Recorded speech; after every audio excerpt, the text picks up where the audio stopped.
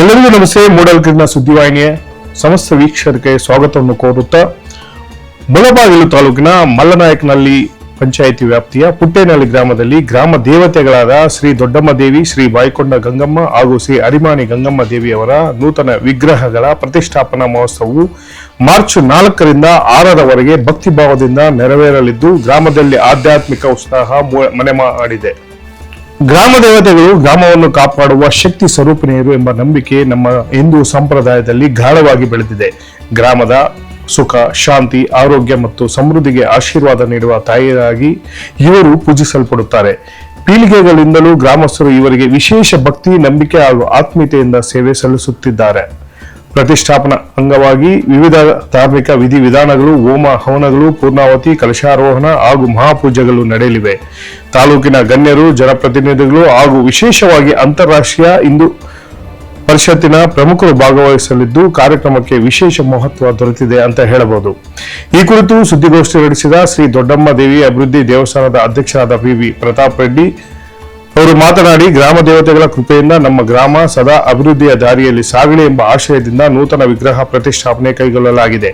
ದೇವಾಲಯ ಜೀರ್ಣೋದ್ಧಾರ ಹಾಗೂ ಅಭಿವೃದ್ಧಿ ಕಾರ್ಯಗಳಲ್ಲಿ ಗ್ರಾಮಸ್ಥರು ತನು ಮನ ಧನ ಅರ್ಪಿಸಿ ಸೇವೆ ಸಲ್ಲಿಸುತ್ತಿದ್ದಾರೆ ಎಂದು ಹೇಳಿದರು. ಗ್ರಾಮದ ಹಿರಿಯರು ಮತ್ತು ಯುವಕರು ಒಗ್ಗಟ್ಟಿನಿಂದ ದೇವಾಲಯ ಪುನರ್ ನಿರ್ಮಾಣ ಕಾರ್ಯದಲ್ಲಿ ತೊಡಗಿಸಿಕೊಂಡಿರುವುದು ವಿಶೇಷ.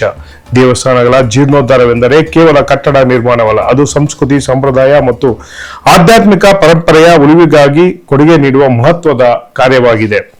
ಪುಟ್ಟೇನಹಳ್ಳಿ ಗ್ರಾಮಸ್ಥರು ಆಗಮಿಸುವ ಭಕ್ತರಿಗೆ ಸಕಲ ಸೌಲಭ್ಯಗಳನ್ನು ಒದಗಿಸಲು ಸಿದ್ಧತೆ ಮಾಡಿಕೊಂಡಿದ್ದು, ಗ್ರಾಮ ದೇವತೆಗಳ ಕೃಪೆಯಿಂದ ಗ್ರಾಮವು ಶಾಂತಿ, ಸಮೃದ್ಧಿ ಮತ್ತು ಐಶ್ವರ್ಯದಿಂದ ಕಂಗೊಳಿಸಲಿ ಎಂಬ ಪ್ರಾರ್ಥನೆಯೊಂದಿಗೆ ಎಲ್ಲರೂ ಆದರದ ಸುಸ್ವಾಗತ ಕೋರಲಿದ್ದಾರೆ. ಭಕ್ತಾದಿಗಳು ಹೆಚ್ಚಿನ ಸಂಖ್ಯೆಯಲ್ಲಿ ಭಾಗವಹಿಸಿ ತಾಯಿಯರ ದಿವ್ಯದ ಆಶೀರ್ವಾದ ಪಡೆದು ಕಾರ್ಯಕ್ರಮವನ್ನು ಯಶಸ್ವಿಗೊಳಿಸಬೇಕೆಂದು ದೇವಸ್ಥಾನದ ಸಮಿತಿ ಹಾಗೂ ಪುಟ್ಟೇನಹಳ್ಳಿ ಗ್ರಾಮಸ್ಥರು ಮನವಿ ಮಾಡಿದ್ದಾರೆ.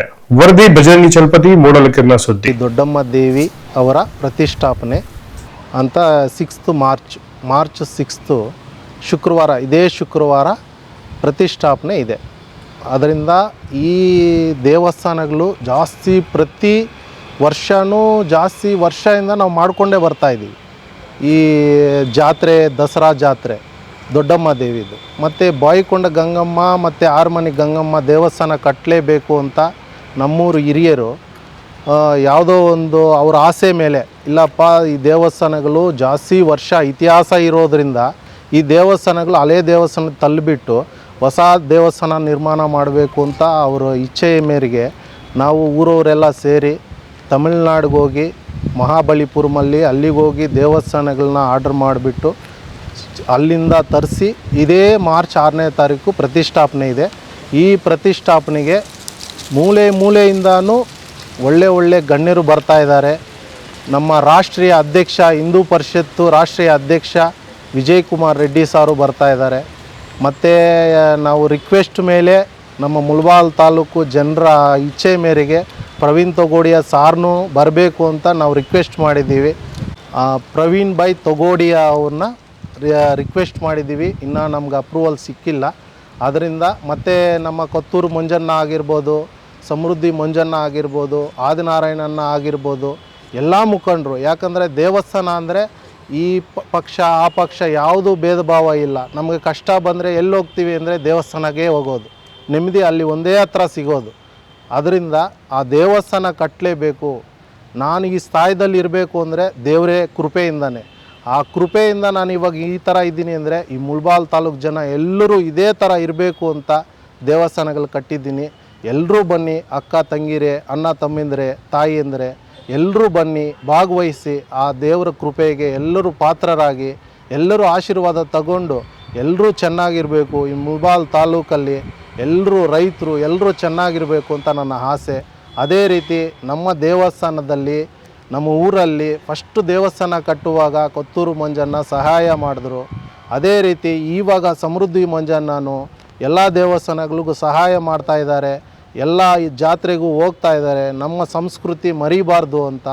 ಅದರಿಂದ ಅವರ ಇಬ್ಬರ ಆಶೀರ್ವಾದದಿಂದ ನಾವು ಇಷ್ಟು ಬೆಳೆದಿದ್ದೀವಿ. ತಾಲೂಕು ಸ್ವಲ್ಪ ಡೆವಲಪ್ ಆಗಿದೆ. ಇನ್ನೂ ನಾಯಕರು ಬರಬೇಕು, ನಮ್ಮ ಮುಳಬಾಗಿಲು ತಾಲೂಕಿಂದ ಮಿನಿಸ್ಟ್ರ್ ಆಗಿರಬೇಕು ಎಲ್ಲರೂ ಅಂತ ಆಸೆ ಪಟ್ಟು ಎಲ್ಲರನ್ನ ಬೇಡ್ಕೊತಾ ಇದ್ದೀವಿ. ಎಲ್ಲರೂ ಬನ್ನಿ, ಭಾಗವಹಿಸಿ ಎಲ್ಲರ ಆ ತಾಯಿ ಆಶೀರ್ವಾದ ಪಡೆದು ಎಲ್ಲ ಬೆಳೆಯಬೇಕು ಅಂತ ನನ್ನ ಆಸೆ. ನಾಲ್ಕನೇ ತಾರೀಕಿಂದ ಸ್ಟಾರ್ಟ್ ಆಗುತ್ತೆ. 4ನೇ ತಾರೀಕು ಬಂದುಬಿಟ್ಟು ಗಣಪತಿ ಹೋಮ, ನವಗ್ರಹ ಹೋಮ, ಲಕ್ಷ್ಮೀ ಪೂಜೆ ಅದೆಲ್ಲ ಇರುತ್ತೆ. 5ನೇ ತಾರೀಕು ಕರಿಗೊಳ ಉತ್ಸವ ಇರುತ್ತೆ ಊರಲ್ಲಿ ಮಾತ್ರ. 6ನೇ ತಾರೀಕು ಗ್ರ್ಯಾಂಡಾಗಿ ಇರುತ್ತೆ ಪ್ರತಿಷ್ಠಾಪನೆ, ಮಹಾಮಂಗಳಾರತಿ ಎಲ್ಲ 6ನೇ ತಾರೀಕು ಇರುತ್ತೆ. ಓಕೆ.